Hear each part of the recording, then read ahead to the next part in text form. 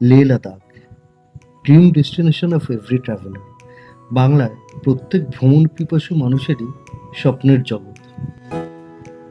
কেউ কেউ বলে উচ্চতম শীতল মরুভূমি, আবার কেউ কেউ বলে বাইক রাইডার্সদের জন্য হেভেন। কিন্তু আমার কাছে এটাই তো স্বপ্ন। 1992-এ দিলসে মুভির একটা গানে লাদাখের প্রচুর শুটিং হয়েছিল। সেটা দেখেই প্রথম আমার এই জায়গাটার প্রতি খুব ইন্টারেস্ট জন্মায়। সত্যি কথা বলতে, লাদাখ ঘুরতে গেলে ব্রেন না, মনের কথা শুনি। এই ট্রিপটা আমি অল অফ আ সাডেনই করেছিলাম।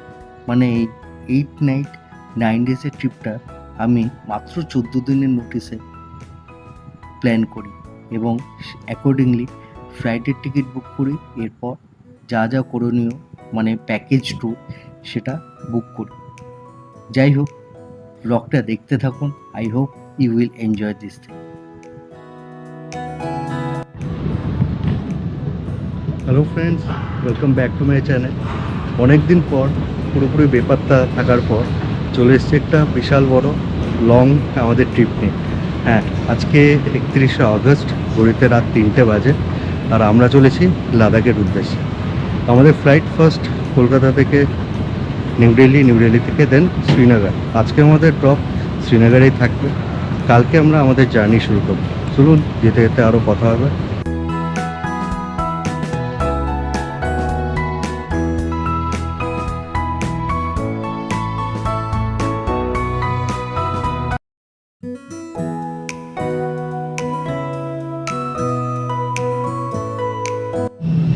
তো আমরা ফ্লাইটে উঠে গেছি।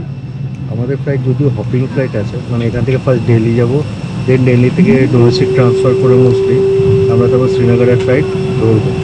ঠিক আছে, ঘড়িতে এখন প্রায় 3:30 বেজে গেছে। কিছুক্ষণের মধ্যে ফ্লাইট টেক অফ করে নেবে। আমাদের ইন্ডিয়ান এয়ারলাইন্সের ফ্লাইট আপাতত কিন্তু অন টাইমেই আছে, কোনো ডিলের কোনো চান্স নেই।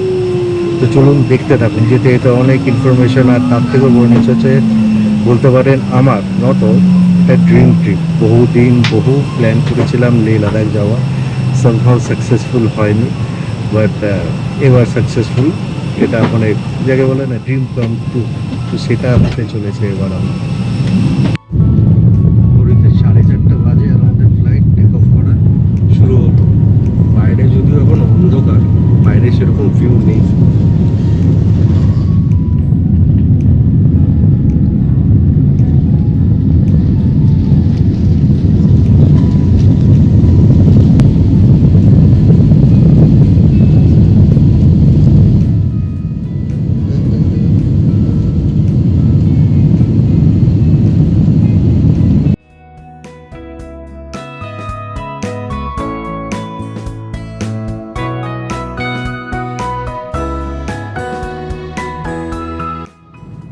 এখন সানরাইজ হচ্ছে, একদম হরাইজন লাইনে দেখতে পাচ্ছেন হালকা করে সূর্যের আলোটা উঠতে।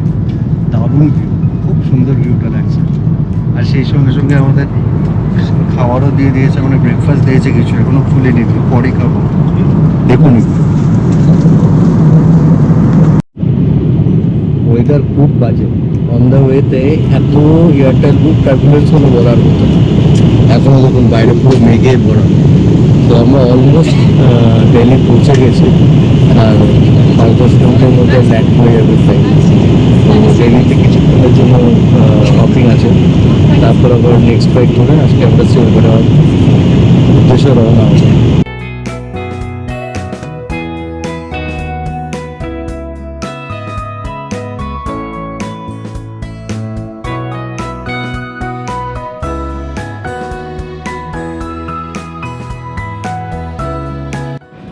তো আমরা দিল্লির টার্মিনাল 3, মানে Indira Gandhi international airport terminal 3-তে এখন ডোমেস্টিক ট্রান্সফার করে নেক্সট শ্রীনগরের ফ্লাইট ছোটার জন্য ঘুরে বেড়াচ্ছি। এই দিল্লি এয়ারপোর্টের টার্মিনালটা এত বড় না, বলার মতো না, প্রচুর বড়। একদিকে নামলাম, নেমে অন্যদিকে গিয়ে ডোমেস্টিক ট্রান্সফার হলো, তারপরে ঘুরে এখন 62 নম্বর গেট সে খুঁজে বেড়াচ্ছি কোনো দিকে। বিশাল বড় এয়ারপোর্ট। এই যে দেখুন, এটা জাস্ট একটা পোর্শন কি একটা ফেজ এয়ারপোর্টে। এরকম ডিফারেন্ট রিজন, ডিফারেন্ট টার্মিনাল এখানে ভরে আছে।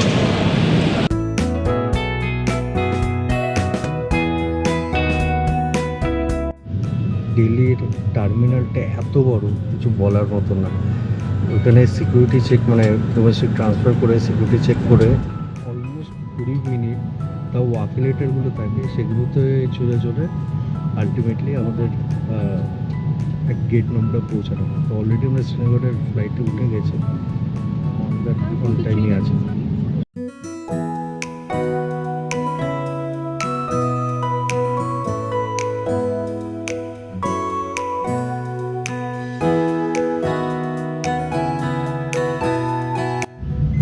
তো ঘড়িতে 10টা বেজে গেছে আর আমরা শ্রীনগর পৌঁছেও গেছি। পৌঁছে আমাদের গাড়ি ছিল, বলা ছিল অলরেডি, আমরা উঠেও গেছি। শ্রীনগর এয়ারপোর্টে ভিডিও একদমই দেখানো যায় না, তার কারণ জেনারেলি অনেক আর্মি এবং সিকিউরিটি পারপাসের জন্য সেগুলো দেখানো যায় না।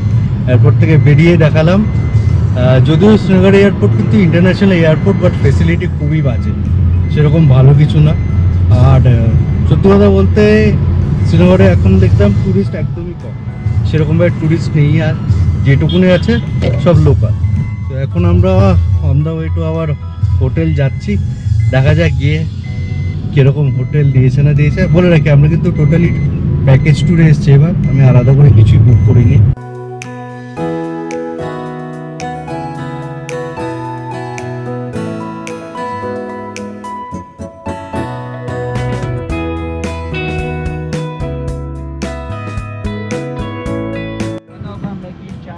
গুড ইভিনিং ফ্রেন্ডস, এই হচ্ছে ডাল লেক। আমরা হোটেলে এসে লাঞ্চ ফাঞ্চ করে বেশ কিছুক্ষণ ঘুমালাম, কারণ কালকে সারা রাত ঘুম হয়নি আমাদের ফ্লাইটে ঠিকঠাকভাবে। তো রেস্ট নিয়ে এখন বেরোলাম। আমাদের যে হোটেলটা জাস্ট একটু ব্যাক সাইডে, ডাল লেকের ফ্রন্টে ছিল না। আর আমরা আছি এখন ঘাট নাম্বার 15, আর এখানেও আছে মানে ডালের একমাত্র ভাসমান পোস্ট অফিস, যেটা ব্যাকগ্রাউন্ডে দেখতে পাচ্ছেন সেটা। সত্যি কথা বলতে শ্রীনগরে কিন্তু টুরিস্ট খুবই কম, মানে কম্পারেটিভলি অনেকটাই কম। শ্রীনগরে আমার বলতে পারেন এটা থার্ড টাইম, এর আগেও অনেকবার দুবার এসেছি, বাট টুরিস্টের সংখ্যা অনেক বেশি ছিল। বাট সেই তুলনায় এবছর টুরিস্ট অনেকটাই কম। আর সত্যি কথা বলতে শ্রীনগরে কিন্তু সিকিউরিটি যথেষ্ট ভালো। প্রত্যেক 50 মিটার 100 মিটার অন্তরে আর্মি সিকিউরিটি পুরোপুরি আসে, আর্মির পার্সোনাল। ইনফ্যাক্ট ডালের ধারও এখন ভরে আছে, সে ব্যাপারে কোনো প্রবলেম নেই। তবুও ট্যুরিস্ট অনেক কম। আজকে সানডে 31শে আগস্ট, মানে বলা যায় যে এখানকার সিজন শুরু হচ্ছে, বাট ট্যুরিস্ট একদমই নেই। এখানে আসলেই মানে ডাল লেকে আপনারা যেই আসবেন অমনি এখানে শিকারা চড়ায় কি বাকি এর জন্য হকারিরা চলে আসে। তো আমরা এখন একটু বসবো, বসে দেখি যদি ইচ্ছা হয় তারপর শিকারায় উঠবো। এখন শ্রীনগরে আসবেন আর শিকারা চড়বেন না, এটা কিন্তু হতেই পারে না। বাট শিকারা চড়ার আগে একটু কিন্তু বার্গেন করে নেবেন সবসময়। শ্রীনগর কি কাশ্মীরে যেখানে আসুন না কোনো, বার্গেনিংটা একটুখানি চলে কম বেশি, তো সেটা একটু করে নেবেন। আমরা এই জাস্ট স্টার্ট করলাম। এটা হচ্ছে নেহেরু পার্ক, সামনেটাই হচ্ছে নেহেরু পার্ক। আর এটা যে দেখছেন এটা হচ্ছে ডালের ভাসমান পোস্ট অফিস। এটাকে অনেকে বলে যে হচ্ছে ওয়ার্ল্ডের একমাত্র ভাসমান পোস্ট অফিস, তো সেরকমই। আর সামনেই দেখছেন যে এটা হচ্ছে নেহেরু পার্ক। আর এই পিছনে যে পাহাড়টা এটাকে বলা হচ্ছে হরি পাহাড়, মানে রাজা হরি সিং যে ছিল তার নামকরণে এই ইয়েটা করেছে। শ্রীনগরের ওয়েদার যথেষ্টই মেঘলা, মানে খুব একটা ক্লিন না, একটু মেঘলা ইয়ে আছে, বাট ভালো, খুব সুন্দর হাওয়া দিচ্ছে। বিকাল প্রায় 4:30 বাজে। টুরিস্ট আছে খুবই কম, খুব একটা যে বেশি আছে সেরকম বলা যায় না। চলুন তাহলে শিকারা রাইডটা এনজয় করুন আমাদের সঙ্গে।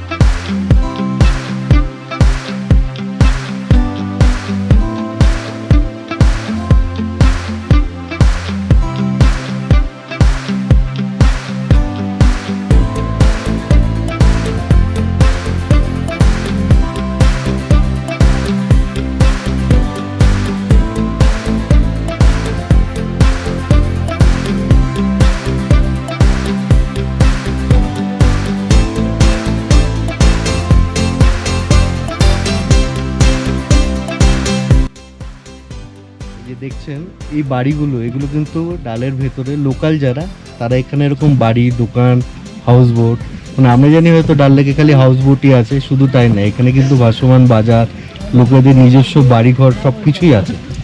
এই ছোট ছোট বৈঠার মতো শিকারা নিয়ে ওরা যাতায়াত করে এখানে। দেখুন ওইদিকে একটা কি সুন্দর ছোট্ট বাড়ি, মানে ডালের পাড়ে মাটিগুলোকে একটুখানি ভরাট করে যে আর মতো ছোটখাটো করে একটা করে বাড়ি বানিয়ে রেখেছে, একদম গ্রামের মতোই বলা যায় এই জায়গাগুলো। আর এটা অ্যাকচুয়ালি শ্রীনগরে জেনারেলি আপনার পদ্ম যে বলে, পদ্মের সিজন, পদ্মটা জাস্ট এখানে শেষ হচ্ছে আর আপেলের সিজন জাস্ট শুরু হবে। তো এখনো ডাল লেকে একদমই পদ্ম দেখতে পাইনি, বাট বলছে নিয়ে যাবে, দেখি দেখাতে পারি কিনা আপনাদের পদ্ম।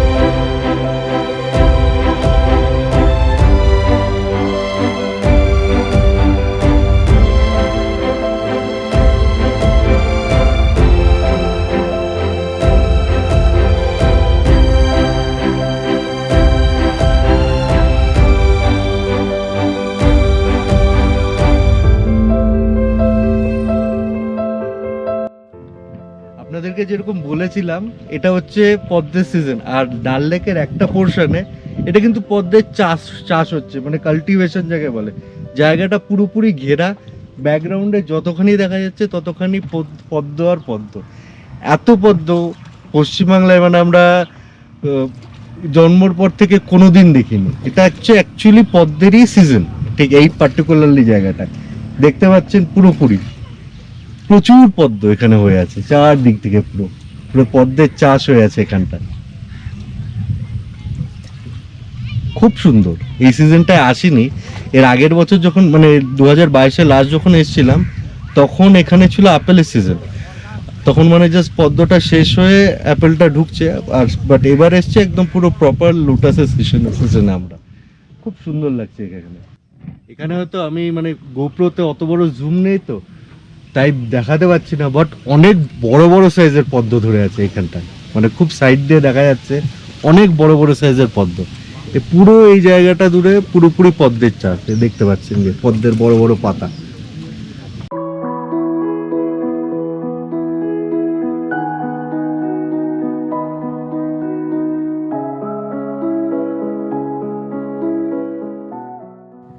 শিকারা রাইড করে নেমেই দেখি আমাদের বহু পুরনো পরিচিত সাব্বির আঙ্কেল চলে এসছে আমাদের ওল্ড শ্রীনগর কাশ্মীরি হ্যান্ডলুমের ফ্যাক্টরি আর তার বাড়ি নিয়ে যাবে বলে। भी बहुत अच्छा लेकिन मेंटेनेंस ज्यादा नहीं है, इसलिए कुछ रखने किया था बीच में, मगर यहाँ के हालात खराब होने के बाद थोड़ा सा ये पीछे चला गया है।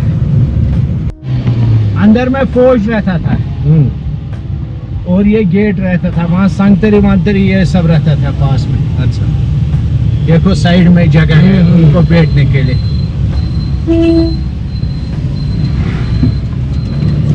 ये देखो यहाँ पर बैठने का जगह था।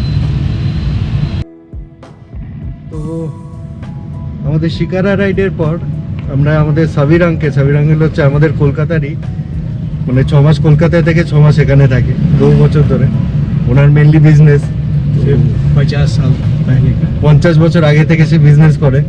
তো সে ঘুরতে নিয়ে চলে এসেছে, তাদের সঙ্গে আমাদের এতটাই ভালো রিলেশন, ও নিজেই এখন ওর বাড়িতে যাব। এটা হচ্ছে আমরা এখন আছি শ্রীনগরের ওল্ড, মানে লোকাল লোকরা যেখানে থাকে, কি লোকাল ওল্ড সিটি যেটা বলে শ্রীনগরের, সেরকম জায়গা দিয়ে আমরা এখন ঘুরে বেড়াচ্ছি।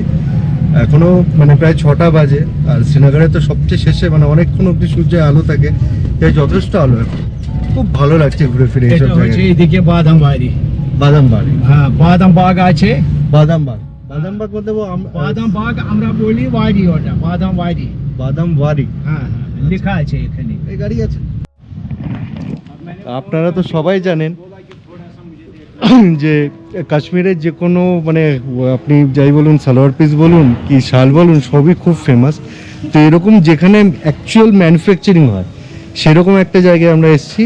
চলুন ভেতরে ঢোকা যাক, দেখা যাক কি জিনিস আছে না আছে।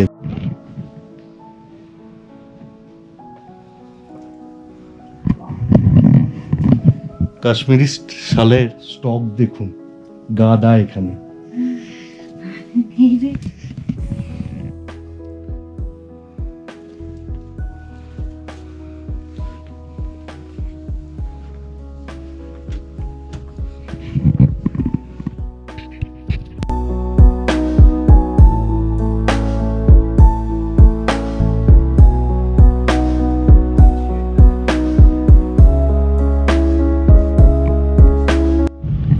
তো আমাদের শপিং কমপ্লিট, অনেক কিছুই মানে দেখতে দেখতে কনফিউজড হয়ে গেছিলাম, তাই ঠিকঠাক আমরা ভিডিও করতে পারিনি ওখানে ঠিকঠাক ভাবে।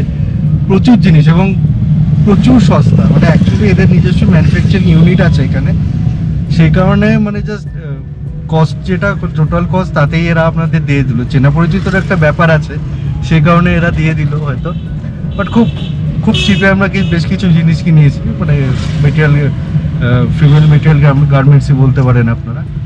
আর এদিকে শ্রীনগরের এদিকে প্রচণ্ড মেঘ করে এসছে, 6:30 বাজে, এখনো প্রচুর আলো শ্রীনগরে, প্রায় 8টা পর্যন্ত আলো থাকবে।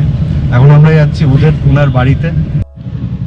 তো আমরা এখন এই সাব্বির কাকার বাড়ির সামনে চলে এলাম, মানে বাড়িতেই চলে এসেছি। তো একটা টিপিক্যাল কাশ্মীরি বাড়ি কিরকম হয় একটু দেখুন। পিছনে হচ্ছে এন্ট্রান্সটা, গেট এখানে, দেন এত বড় লন, আর তার পিছনে একদম পুরো ক্যাসেলের মতো বাড়ি যাকে বলে। एप्पल है, उसका छवि उठा उधर। তো ওখানে আপেল আছে, हाँ, उधर। ঘরের একটু ছবিটা তো হ্যাঁ তুলেছি, একদম পুরো ক্যাসেল যাকে বলে।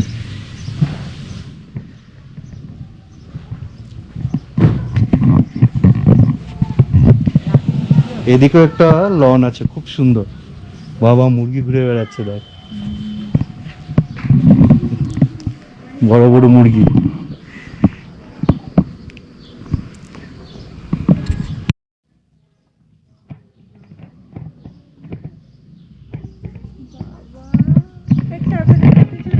দেখছেন কত সুন্দর আপেল, বাড়িতে আপেল একটু ছবি ক্যামেরা দিয়ে, মোবাইল দিয়ে তুলছি একদম বাড়ির মধ্যে সুন্দর আপেল গাছ, এবং এত বড় বড় আপেল গুলো।